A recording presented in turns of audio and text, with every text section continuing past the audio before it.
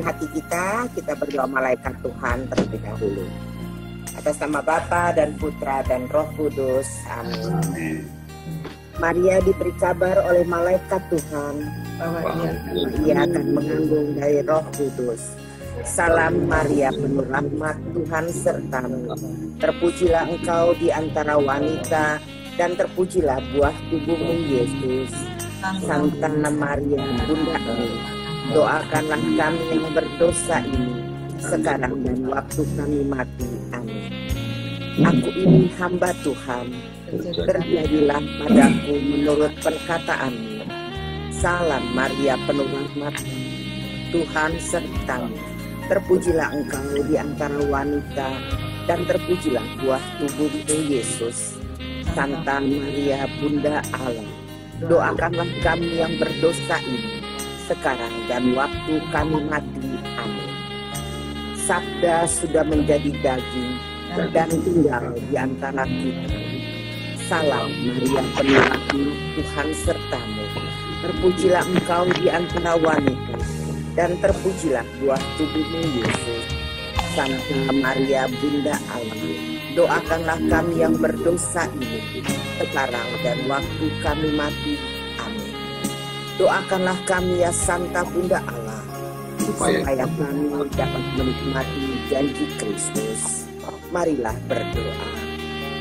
Ya Allah, karena kabar malaikat, kami mengetahui bahwa Yesus Kristus Putramu menjadi manusia.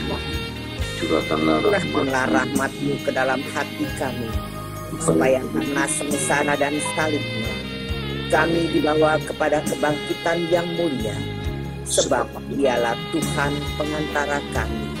Amin.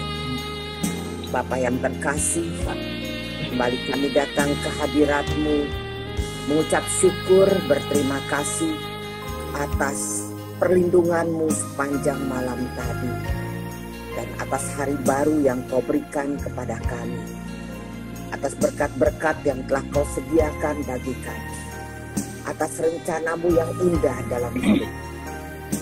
Terima kasih Tuhan Yesus, biarlah kami boleh terus bersyukur atas kasih karunia-Mu, atas apapun yang Kau izinkan terjadi dalam hidup kami. Kalau saat ini kami bersama-sama bersatu hati untuk belajar mengenal akan firman-Mu lebih dalam lagi melalui gembala-Mu Romo Gunawan. Tuhan tolong urapi dia, pakai dia sehabis-habisnya, sehingga apapun yang disampaikannya semua berasal daripada-Mu dan Roh Kudus yang memenuhi segenap hati dan jiwanya, sehingga kami pun yang mendengarkan boleh terus bertumbuh di dalam Tuhan. Kami siapkan hati kami Tuhan, pakailah kami seutuhnya, sehingga kami juga boleh menjadi saluran berkat-Mu dan menyenangkan hati. Ini kami sampaikan dalam satu nama yang kudus, Tuhan Yesus Kristus, Tuhan dan Juru Selamat kami. Amin. Kemuliaan kepada Bapa dan Putra dan Roh Kudus, pada permulaan, sekarang selalu, sepanjang segala abad. Amin. Atas nama Bapa dan Putra dan Roh Kudus. Amin. Silahkan Romo.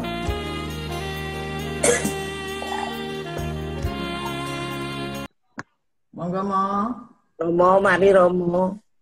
Pagi. Romo. Kemarin kita sudah belajar tentang 3 hal pokok. Yang pertama, dasar iman Kristiani, Bapa dan kebangkitan Kristus.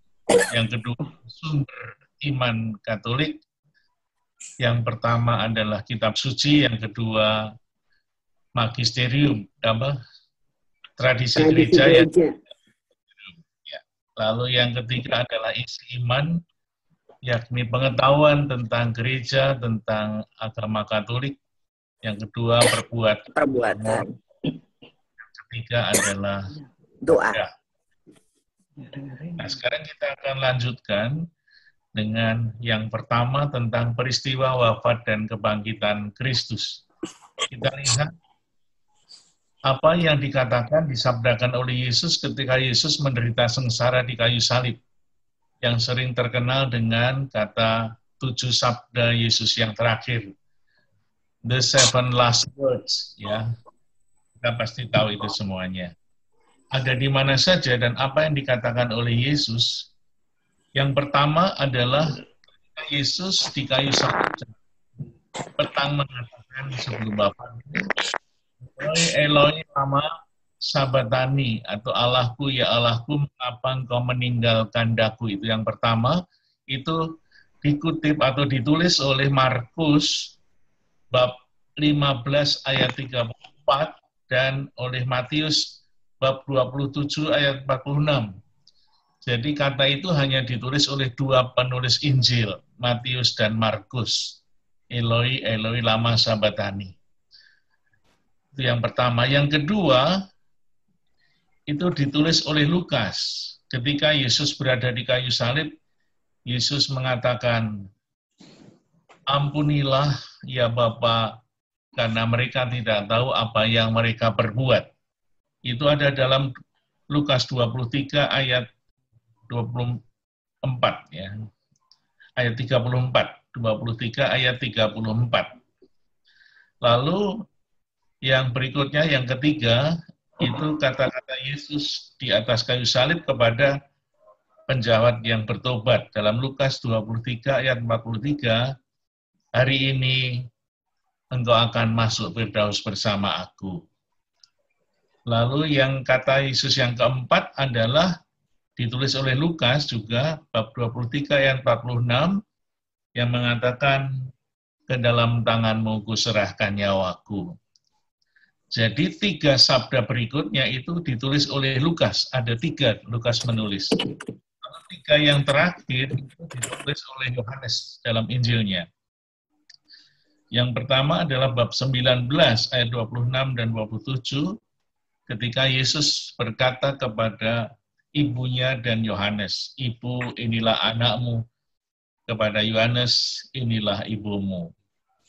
Yang kedua, Yohanes 19 ayat 28, itu Yesus berkata, aku haus. Dan yang terakhir, Yohanes 19, itu selesailah sudah. Ya.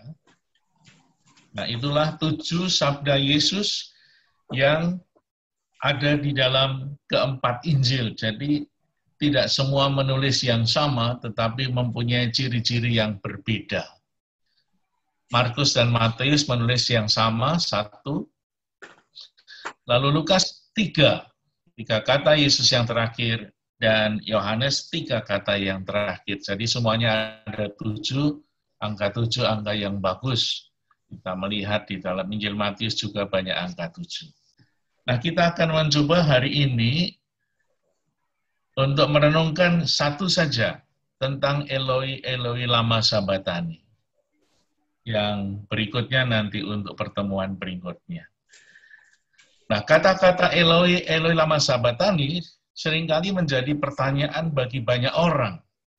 Bagaimana Yesus yang katanya Tuhan bisa mengatakan, Allahku, ya Allahku, mengapa engkau meninggalkan daku?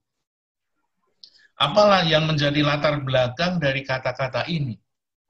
Kalau kita melihat dibandingkan dengan yang lain, kata-kata Allahku, ya Allahku, mengapa engkau meninggalkan daku, kelihatan Yesus begitu menderita. Tidak pernah ada teman satupun yang menemani Yesus ketika Yesus berada di kayu salib. Ditinggalkanlah semuanya, murid-muridnya pergi, tidak ada seorang pun murid yang setia menemani Yesus di salib. Yesus benar-benar sendirian. Dan juga bahkan dikatakan di sana, Allah juga meninggalkan Yesus. Nah, kadang-kadang bertanya, bagaimana ini? Katanya Yesus Tuhan. Kok dia bisa berkata kepada Allah, mengapa engkau meninggalkan daku? Markus dan Matius adalah Injil yang menampilkan penderitaan Yesus yang luar biasa, yang paling berat.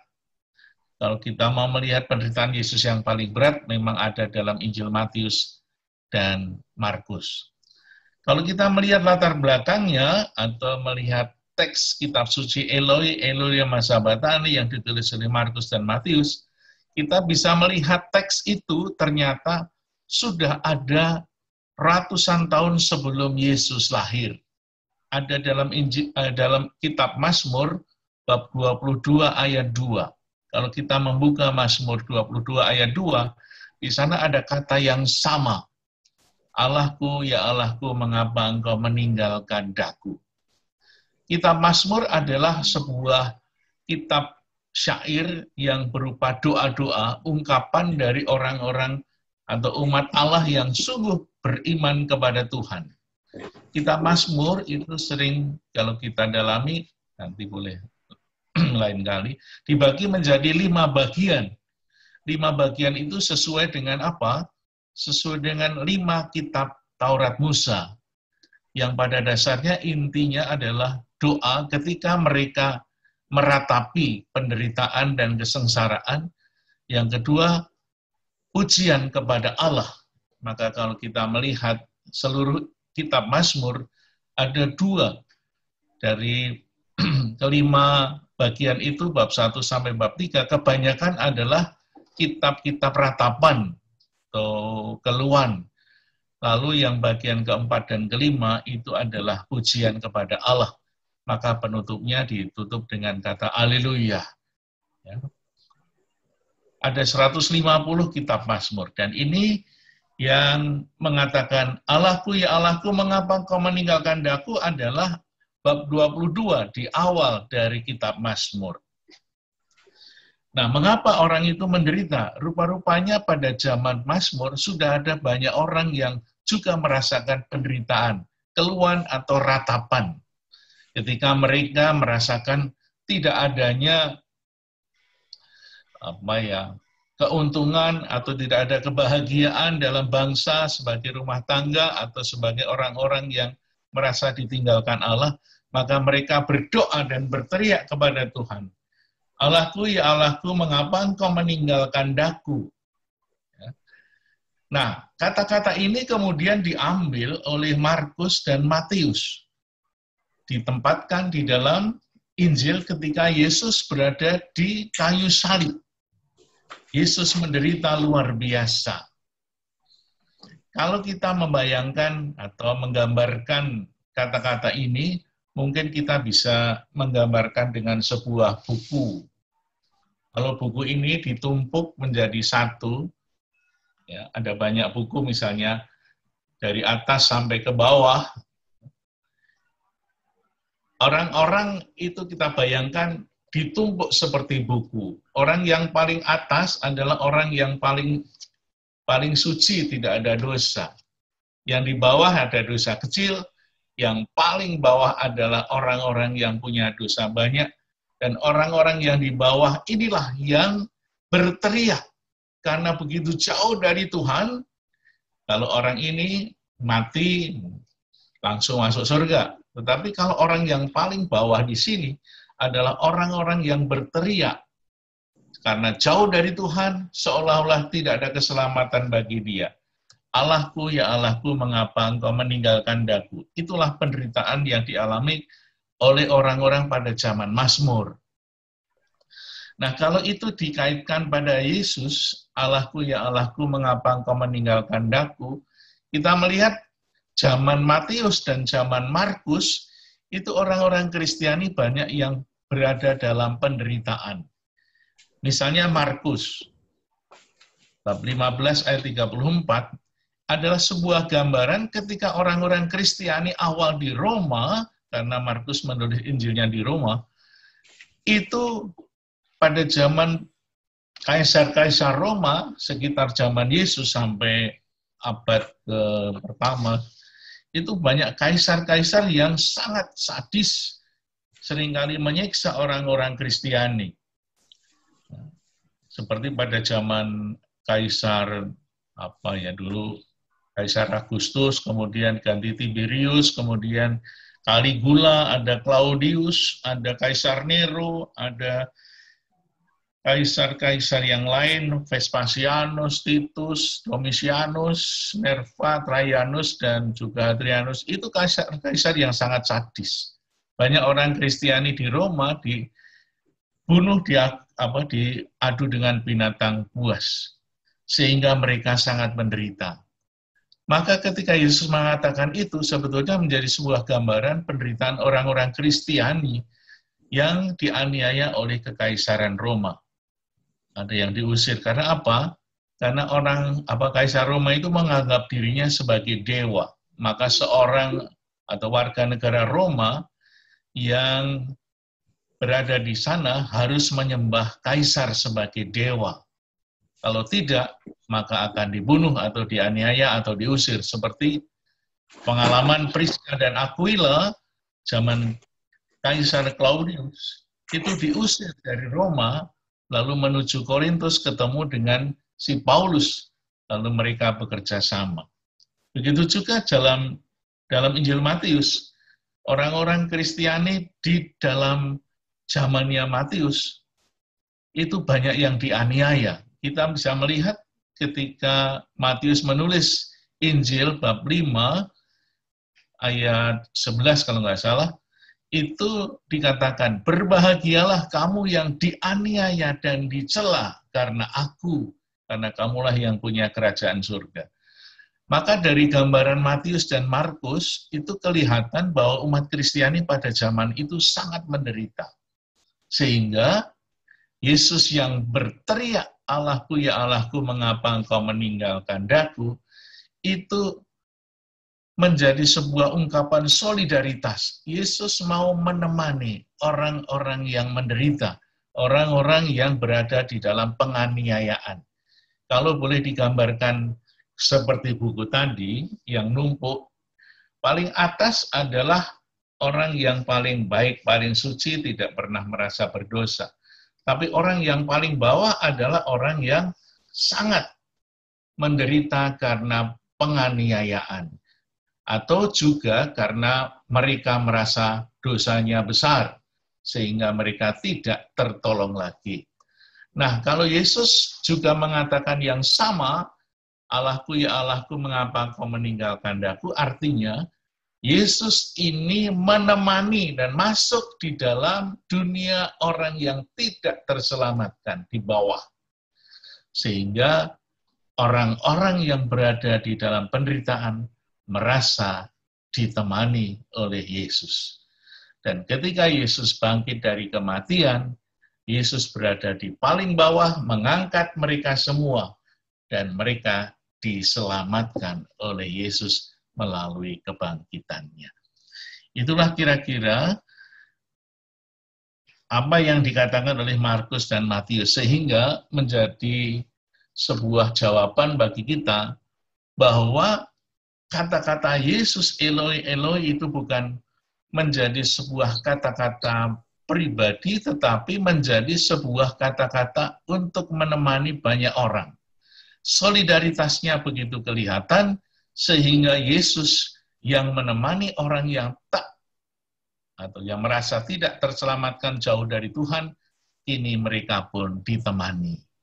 Sehingga kondisi-kondisi yang terjadi di Roma maupun di Yerusalem dan di Israel sungguh menjadi peristiwa penyelamatan, karena hanya di dalam Yesuslah keselamatan terjadi. Maka pada saat kita pun kadang-kadang mungkin ada masalah, ada penderitaan kecil, ada sesuatu yang tidak berkenan, kita pun merasa selalu ditemani oleh Yesus, karena Yesus bersama dengan kita. Seperti hari Jumat yang pertama ini, hari Jumat yang pertama tanggal 7 Agustus, kalau kita misa nanti, Yesus juga mengatakan, kalau kamu mau mengikuti aku, kamu harus menyangkal diri, memanggul salib, dan mengikuti aku. Nah, semoga kata-kata Yesus ini menjadi sebuah penopang bagi kita semua, bahwa penderitaan apapun yang kita alami di dalam kehidupan kita ini, Tuhan tetap menemani kita. Meskipun pandemi tidak selesai-selesai, rasanya begitu berat, tetapi Tuhan tidak pernah ingkar janji. Tuhan tetap setia selama-lamanya, Tuhan tetap menemani kita, sehingga kita tetap punya pengharapan bahwa segalanya nanti akan selesai dengan baik. Semoga hari ini Tuhan memberkati kita semua dalam seluruh aktivitas hidup kita. Amin. Tuhan berkati. Amin.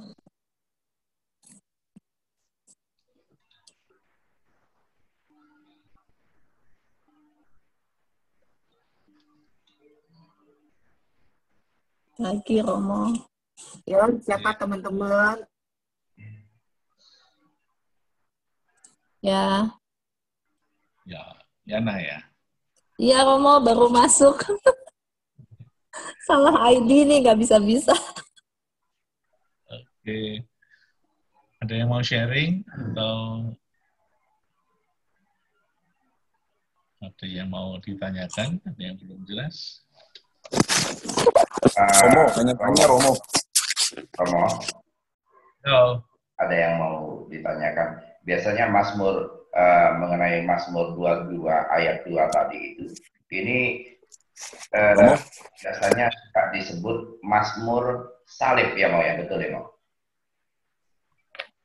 Ya, sebelum ada salib sudah ada kita Mazmurnya itu, Pak. Tapi kemudian biasanya pada saat Misa, entah itu Minggu Palma atau Jumat Agung, kadang-kadang itu dinyanyikan Allahku ya Allahku, mengapa kau tinggalkan daku?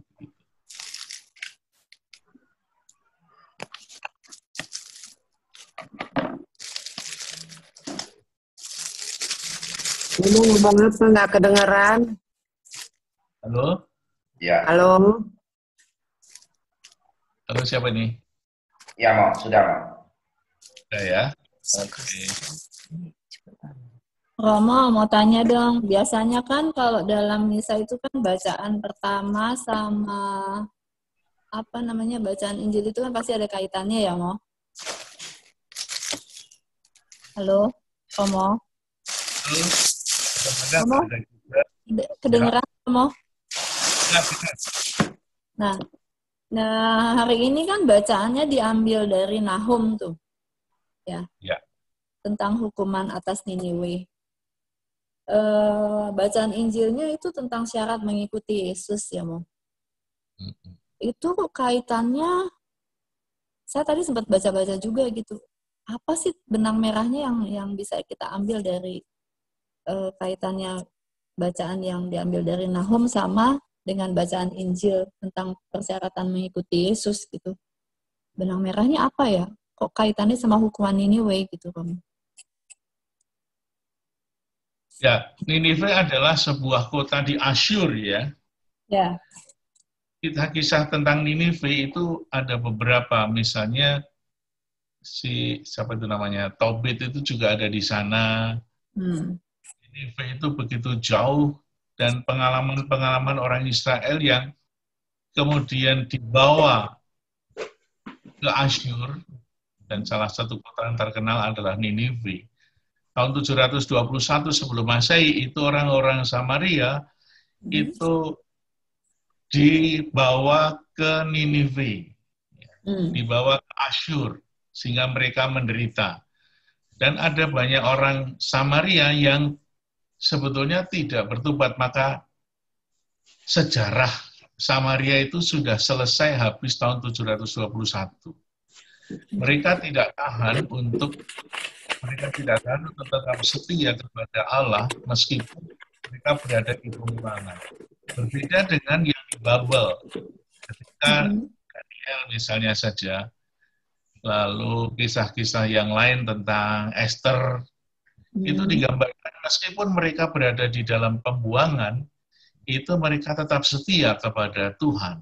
Sehingga kesetiaan itu ketika mereka dalam penderitaan, itu pembangunan Yerusalem dan pembebasan dari tanah yang pembuangan, itu doa mereka dikabulkan karena mereka tetap setia dalam penderitaan. Maka kemudian setiap orang yang mau mengikuti Yesus, mengikuti Tuhan, tetap harus setia dalam penderitaan, dalam tantangan.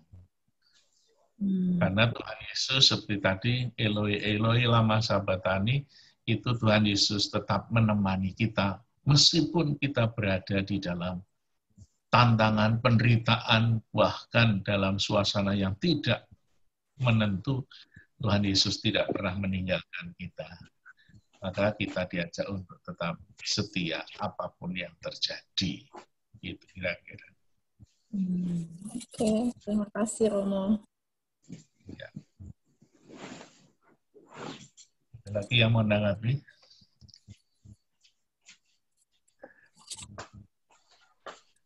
Silakan Bapak Ibu yang lain. Jadi kondisi umat Kristiani awal yang ada di Roma itu sungguh-sungguh sangat menderita. Kita tahu bekas-bekasnya di Forum Romanum itu masih ada. Kekaisaran Roma yang sadis seperti itu tempat olahraga Colosseum. Sekarang masih tegak berdiri luar biasa. Sekarang kayaknya direnovasi oleh pemerintahan Roma. Apa yang ada di dalamnya? Di dalamnya adalah sebetulnya tempat pertunjukan. Tetapi kadang-kadang pada zaman Kaisar Roma yang sadis-sadis, seperti Caligula, seperti Nero, itu kan seringkali orang-orang Kristiani masuk ke dalam Kolosium itu dan diadu sama binatang buas, singa misalnya saja. Maka di bawah tempat duduknya itu masih ada jeruji-jeruji tempat di mana singa itu disimpan di situ. Suatu saat dibuka dan orang-orang yang berada di tengah-tengah arena itu kemudian dimakan. Itulah zaman kekaisaran Roma yang sadis karena mereka tidak mau menyembah kaisar. Saya punya Yesus, sang raja yang harus kusembah. Oleh karena itu pada zaman Yohanes Paulus kedua, itu tiap Jumat Agung pagi, itu Sri Paus selalu mengadakan jalan salib di Kolosseum. Jalan salib, dan Sri Paus sendiri memanggul salib sendiri. Ketika beliau masih kuat ya, setelah tidak kuat, kemudian yang lain. Itulah yang terjadi sebagai simbol kekaisaran Roma yang sangat sadis, dan itu dialami oleh Markus. Karena Markus ada di Roma, Markus adalah sekretarisnya Petrus. Petrus termasuk orang yang dianiaya sama Paulus sekitar tahun 67-68 Masehi. Itu zaman Kaisar Nero. Lalu penderitaan umat Kristiani itu tampak juga ketika Kaisar Domitianus sekitar tahun 90-an itu menganiaya Yohanes Rasul. Yohanes Rasul itu dianiaya di Roma, ceritanya katanya digoreng. Kemudian tidak mati, dapat mukjizat, lalu dibawa, diasingkan, dibuang ke Pulau Patmos. Dan disitulah, di Pulau Patmos itulah Yohanes menulis kitab Wahyu. Dan kitab Wahyu itu adalah sebuah gambaran atau tulisan simbolik dengan bahasa Apokalips yang menggambarkan penderitaan orang-orang Kristiani di Roma. Binatang buas yang digambarkan dalam kitab Wahyu adalah gambaran Kaisar Roma yang menganiaya dan mau mencaplok, membunuh orang-orang Kristiani. Itulah kitab Wahyu. Tapi kitab Wahyu ini adalah sebuah kitab untuk memberikan dukungan moral dan spiritual kepada umat Kristiani yang teraniaya di Roma, sehingga seperti wayang kulit ya, saya lebih senang wayang kulit ya. Itu cerita kitab Wahyu menurut Bapak Uskup itu seperti orang nonton wayang kulit. Wayang kulit itu ceritanya kalau sore itu orang-orang yang baik, orang-orang yang benar itu selalu kalah perang. Disebut perang gagal, kemudian perang kembang, dan akhirnya orang-orang baik dalam pewayangan itu pada akhirnya akan menang di cerita terakhirnya. Sehingga kitab Wahyu itu juga sama. Untuk memberikan dukungan moral spiritual kepada orang-orang Kristen yang teraniaya, supaya mereka tetap kuat dan setia. Karena nanti bab 21 dan 22 kitab Wahyu, mereka yang setia akan menerima surga Yerusalem baru di langit dan bumi yang baru. Itulah kira-kira dari kitab Wahyu dan juga tadi kitab Nahum dan Injil Matius. Dan Injil Matius yang nanti kita baca dalam Jumat pertama itu bab 16. Itu ditulis sesudah Yesus menubuatkan penderitaannya, bahwa anak manusia akan dibunuh, sengsara, dibunuh, dan wafat pada hari ketiga, akan dibangkitkan. Maka sesudah itu kemudian diajarkan nilai-nilai tentang penderitaan. Siapa yang mau ikut aku harus memikul salib. Syarat-syarat mengikuti Yesus. Itu kira-kira. Ya, terima kasih Romo.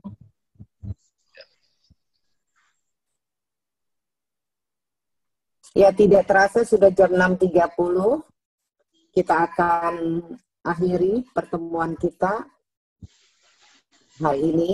Mari kita berdoa dan mohon berkat dari Romo ya nanti. Atas nama Bapa dan Putra dan Roh Kudus. Amin. Terima kasih Bapa, terima kasih Allah Roh Kudus. Terima kasih Tuhan Yesus. Karena hari ini kami boleh belajar kembali, mencoba mendalami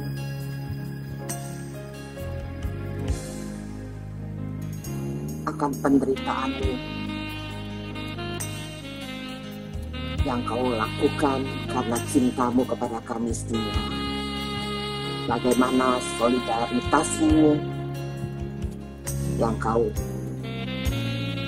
perlihatkan kepada umat manusia, di mana banyak dari umat Kristiani yang benar-benar tersiksa, dan Kau pun mengalami hal yang demikian. Tuhan Yesus, semoga kami yang ingin jauh dari apa yang pernah dialami oleh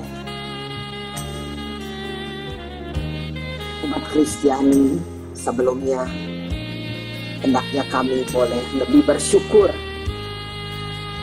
boleh hidup lebih baik lagi, dan benar-benar melekat kepadamu tanpa rahmat kasih yang sudah Kau berikan kepada kami yang luar biasa, sehingga kami boleh mengalami hidup dari hari ke hari semakin baik dan semakin baik.